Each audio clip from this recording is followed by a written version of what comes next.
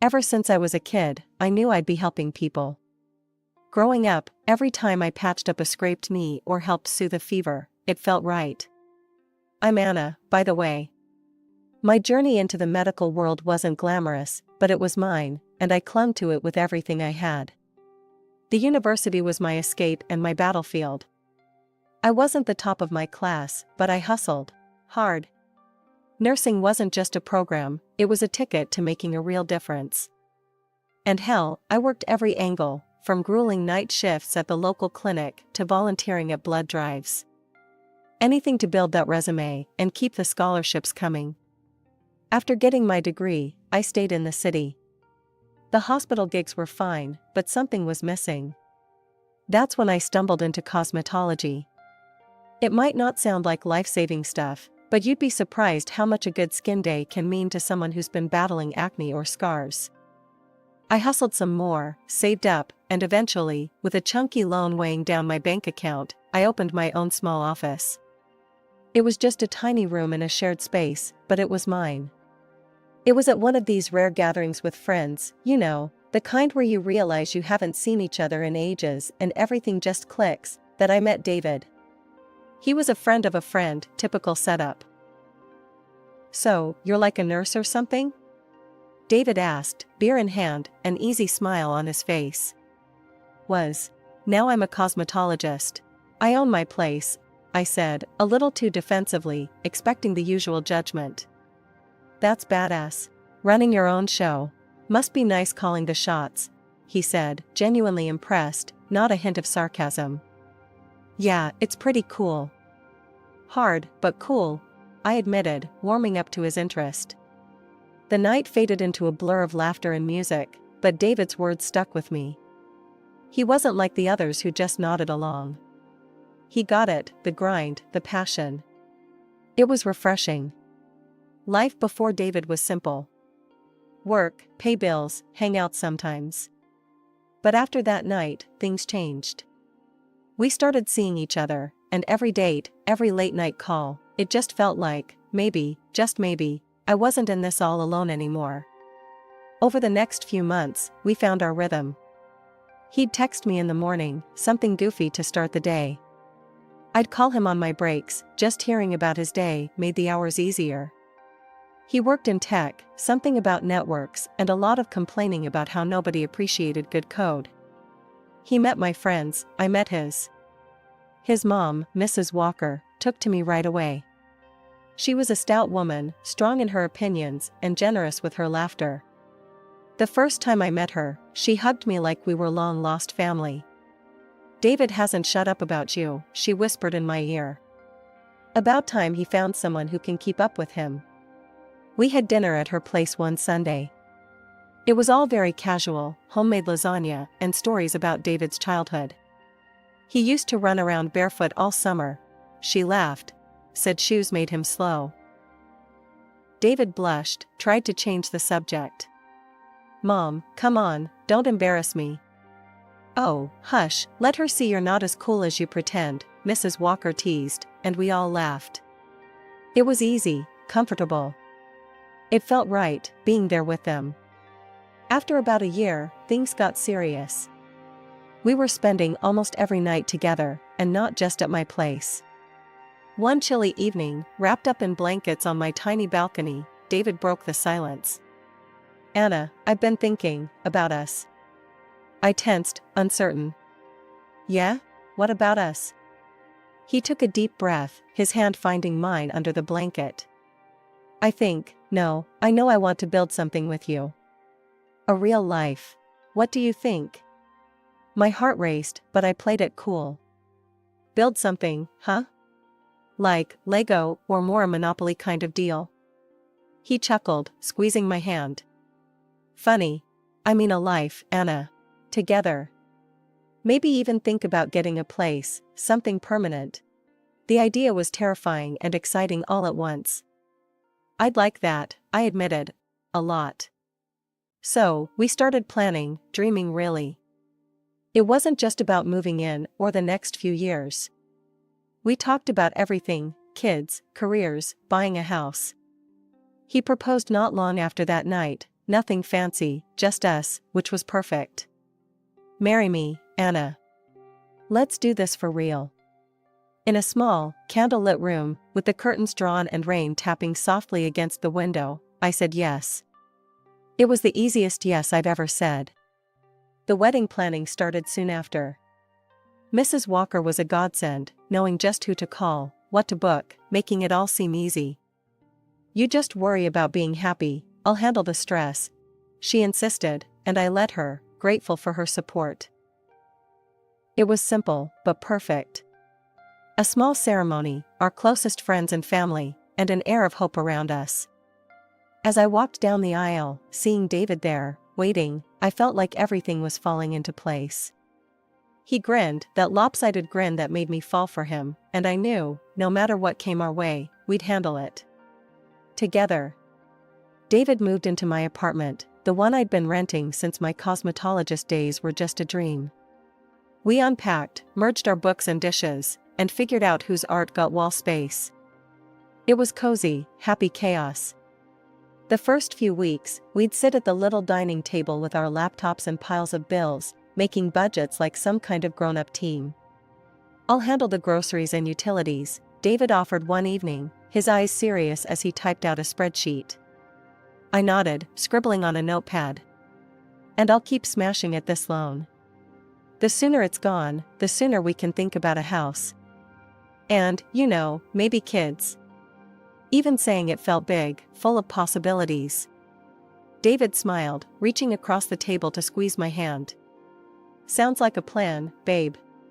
Everything seemed lined up just right. But then, things with Mrs. Walker shifted. She'd been like a second mom during the wedding prep, but suddenly, I was out of the circle. No more Sunday dinners, no calls. When I asked David about it, he'd shrug, looking uncomfortable. She's got her moods, Her health isn't great these days. Maybe give her some space, he suggested one night when I brought it up after another missed call. I wanted to dig deeper, but the wall in his eyes told me to leave it. So, I dropped it. Maybe it was easier, not pushing. A year into our marriage, though, another crack appeared. David's steady support began to wane. Bills piled up on my desk, and his contributions dwindled to nothing. I found myself covering everything, from rent to the electric bill. Babe, what's going on? I finally confronted him one evening, bills in hand. This is the third month you've not chipped in. David looked away, tension in his jaw. It's my mom. She's really sick, Anna. Hospital bills, medications, it's a lot. I've had to help out. Okay, I get family first, but we're supposed to be a team. You should have said something, I snapped, feeling both worried and betrayed. I know. I'm sorry, babe. Just, can you handle things for a bit longer? I'll make it up to you, I promise. His voice was earnest, pleading. So, I tightened our belts. I called my parents, hating every minute of it.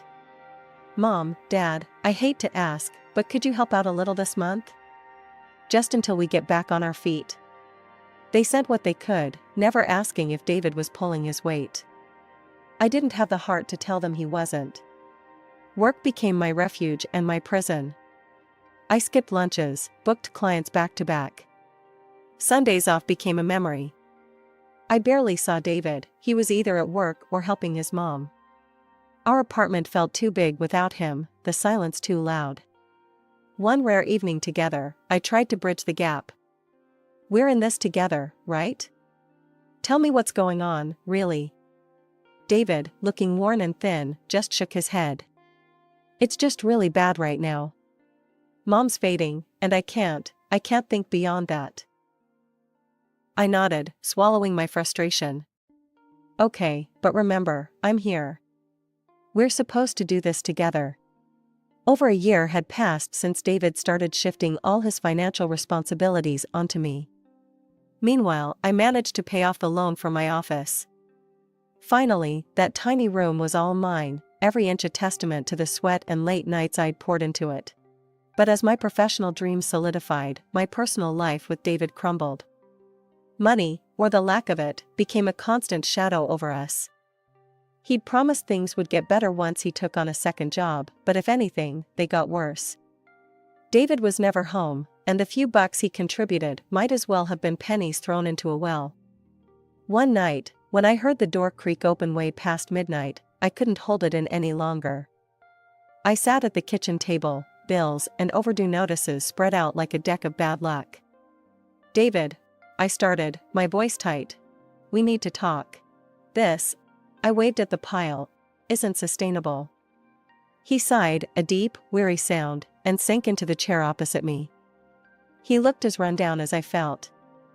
"I know it's tough, Anna, but I'm doing everything I can. Mom's bills are they're killing me." "And what about us? Our bills?" I shot back, frustration spiking. "When is it going to be enough, David?" David looked at me, really looked, and for a second, I thought he might finally understand. But then he dropped the bomb. Maybe we could sell your office? Just until things stabilize. It would give us some breathing room." I stared at him, disbelief and anger swirling into a nasty knot in my stomach. "Sell my office? My dream? That's your solution?" I stood up, pushing my chair back so hard it screeched against the tile. David flinched, but pushed on. "It's just until we get back on our feet. I'm out there busting my ass every day and night, Anna." "And what? You think I'm not?" My voice rose, sharp and raw. "I built that business from nothing while paying half our bills on my own. And you want me to just give it up?" He stood too, anger flashing in his eyes.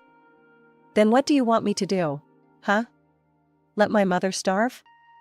That's not fair, and you know it." I was yelling now, too far gone to care about keeping it together. "I want a partner, David, not just a roommate who leaves me to handle everything alone." We glared at each other, the air between us thick with unsaid things and regrets.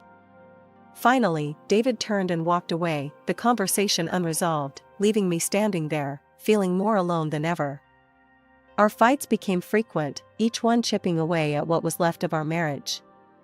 Every discussion about money ended in raised voices and slammed doors. I began to wonder if the man I married was still there, somewhere beneath the stress and the desperation. It was an unusually quiet Tuesday when I decided to head home early after a client canceled last minute. I wasn't too upset about it, the extra time gave me a chance to catch up on some much-needed rest. Pushing open the door to our apartment, I was surprised to find David frantically ironing his black suit, the one he only wore to weddings or funerals. The sight stopped me dead in my tracks. "David, what's going on? Why are you all dressed up like that?" My voice echoed slightly in the hallway, tinged with confusion. He jumped a little, clearly not expecting me. His face went pale, then flushed, a clear sign he was nervous. "It's my mom, Anna. She passed away last night. There's the funeral tomorrow." The news hit like a sucker punch. Despite everything, Mrs. Walker had been like family to me once. "Oh, David, I'm so sorry. I'll come with you, of course." "No." His response was sharp, slicing the air. She didn't want you there, Anna. Her last request. She said she never really liked you." His words were blunt, cold even. I recoiled as if slapped, my heart thumping painfully in my chest. Okay. If that's her wish." It hurt, more than I expected, but I swallowed the lump in my throat and nodded, stepping away to hide the hurt. David didn't say anything more. He just went back to his ironing, leaving me standing there, a mix of grief and confusion swirling inside me. That night, I lay in bed, thoughts racing. Something didn't sit right with me. Mrs. Walker and I had our differences, but this seemed too harsh even for her. The next morning, I watched from the window as David left, dressed in his suit, looking every part the grieving son. Once he was gone, I made a decision. I rescheduled my appointments and drove to Mrs. Walker's house, expecting to find a gathering of some sort, maybe just the tail end of it. But the street was quiet. Too quiet. Her house looked just like any other day, no cars lined up outside, no signs of a wake. Confusion led me to the front door, and on impulse, I rang the bell. The door swung open, and there she was, Mrs. Walker, very much alive, staring back at me with wide eyes. My heart stopped, then started at a sprint. You're alive?"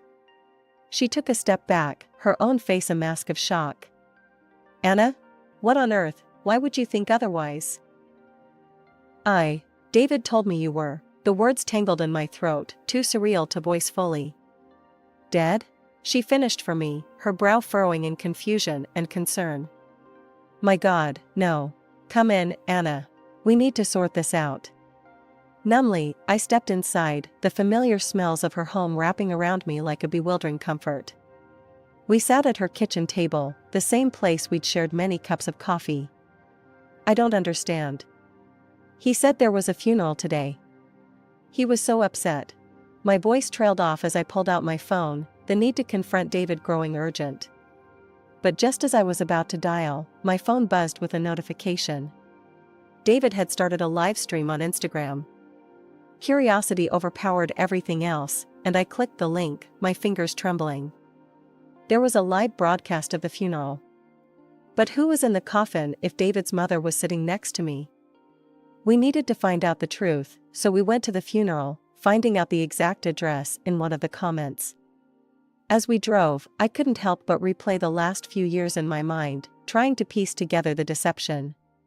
"So, he told you I didn't want to see you?" I asked, turning to look at her as she focused on the road. "Yes, and I believed him. And all this time, I was sending him money because he told me you were struggling with debt, that creditors were after you," Mrs. Walker explained, her voice tinged with hurt. I shook my head, feeling the weight of missed connections. "That's not true. He told me you were sick, and that you didn't want anything to do with me. He said visiting would stress you out. He's been lying to both of us, playing us against each other." We drove in silence for a while, each lost in our thoughts, until we reached the cemetery. It looked exactly like you'd expect a place of mourning to look, somber, quiet, with people dressed in black milling about. We parked a little distance away, not wanting to draw attention to ourselves. As we approached, we stayed on the fringes, close enough to hear, but far enough to remain unnoticed. I spotted David, standing beside a grave with a group of people I didn't recognize. They were all consoling him. Curious and cautious, we edged closer to some of the attendees who looked less involved. Mrs. Walker nudged me, and I cleared my throat before speaking to a somber-faced woman standing nearby. "Excuse me, I'm so sorry for your loss. We just heard and came as soon as we could. May I ask who passed away?" I kept my voice low, respectful. The woman looked at us with sad eyes. "Oh, thank you. It's my niece, poor thing. She fought long and hard against her illness. A year of marriage and now this tragedy." My heart stuttered. "Your niece was married too?" She nodded toward David. "Yes, to that young man there. They were so in love. Heartbreaking." The pieces clicked, each one a betrayal. I felt Mrs. Walker stiffen beside me, her breath catching. "He's been living a double life," I said, the words tasting foul in my mouth. Mrs. Walker covered her face with her hands briefly, before looking at me, her eyes fierce. "We can't let him get away with this. Not only has he lied and cheated, but he's also played us for fools. Let the funeral end, see where he goes, who he talks to." So, we waited, hidden in plain sight among the mourners, watching as David played the grieving husband. It was a performance worthy of an award, and under different circumstances, I might have applauded the sheer audacity of his deceit. After the funeral, Mrs. Walker and I slipped into her car, keeping a low profile as we trailed behind David and the grieving parents of the woman he claimed to love. They drove to a large, beautiful house, its door standing open. We parked a bit away and walked up quietly, unnoticed in the chaos of guests and condolences. Stepping into the house, the murmur of voices from the living room guided us. We hovered just out of sight, catching the tail end of a conversation that made my blood run cold. He's like a son to us now, the deceased woman's father was saying, his voice thick with emotion. And we've decided, in light of our daughter's passing, to leave him everything, the house, our business. It's what she would have wanted. David's response was choked, a sob breaking through. Thank you. I've lost my parents years ago, and having a family again means everything to me. Suddenly, Mrs. Walker couldn't contain herself any longer. She burst into the room, her voice a sharp crack in the solemn atmosphere. When exactly did I die, David? The room fell silent, all eyes snapping to where we stood. David's face went from grief-stricken to ghostly pale, his eyes wide with shock. I followed Mrs. Walker in, my own anger bubbling over. Yeah, David, what's going on? How could you marry again? Did you forget you already have a wife? The parents of the deceased woman looked from me to David, confusion turning to horror. What is she talking about, David? Married? To her? David stammered, his earlier composure crumbling under the weight of his lies. It's not like that. I can explain. Explain? Explain how you've been lying to us all this time? The father's voice boomed, his initial kindness curdling into fury. David's desperation was palpable as he turned to the parents. Please, you have to understand, I was going to fix everything. Mrs. Walker snorted, disbelief and anger etching her features. By faking your mother's death? By marrying another woman while your wife is still around? David looked at me then, his eyes pleading. Anna, I'm sorry. I got into some trouble, some really bad debts with dangerous people. I thought I could fix it before it got out of hand. The deceased woman's mother finally found her voice, her grief morphing into outrage. Get out of our house. We will be calling our lawyers. You will give back every single penny. On the front lawn, as David was escorted out by the father, Mrs. Walker turned to him, her voice cutting through the crisp air. I don't ever want to see you again. You are no son of mine. David collapsed to his knees on the pavement, crying out, Please, don't leave me like this. They'll kill me. I just need a chance to make things right. I watched, numb, as he reached for us, his tears leaving trails on his cheeks. But there was nothing left to say. I turned away, the final shred of any affection I might have had for him withering in the harsh light of his deceit. The morning after David's deception unraveled before the world, I was sitting across from my lawyer, a steely-eyed woman named Sharon who had come highly recommended. So, you're telling me he forged my signature on divorce papers? I asked, still grappling with the breadth of David's betrayal. Sharon nodded, her lips a thin line. Exactly. And it was this forgery that allowed him to marry again legally. We've got a clear case for fraud.